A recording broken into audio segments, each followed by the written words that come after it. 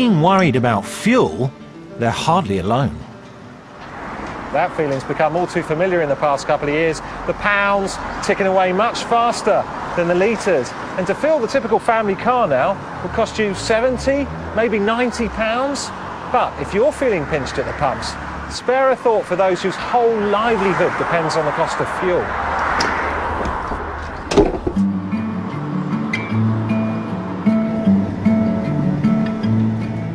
Darren Collins is in the haulage business.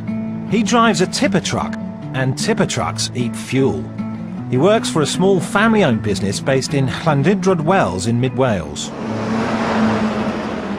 When you fill one of these lorries up, you look at that, you think, well, there's 600, 700 pounds of fuel gone in there. £700 for a fill-up? You know, roughly, I'm averaging 300 to 400 litres a day.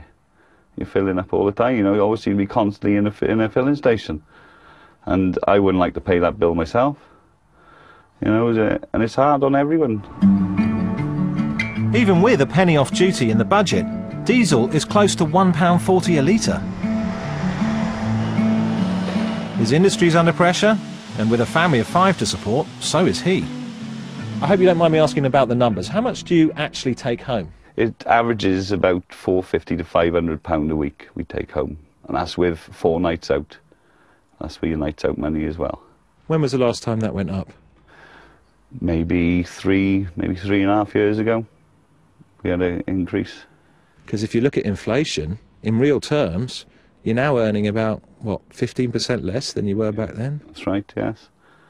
Yeah, cost of living's going up and they can't put the wages up to compensate for it.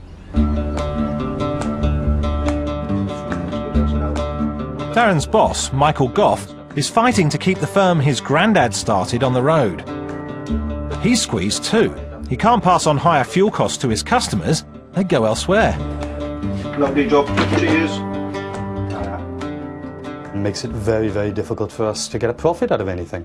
You know, we're having to watch vehicles very closely on how far they go before they collect their next load.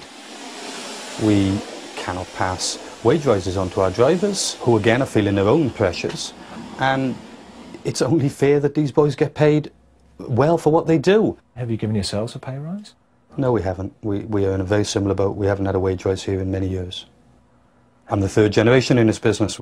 You know, the last thing we want to do for ourselves and for our employees' sake is to shut the door and walk away. You know, we will do everything within our control to stop that from happening.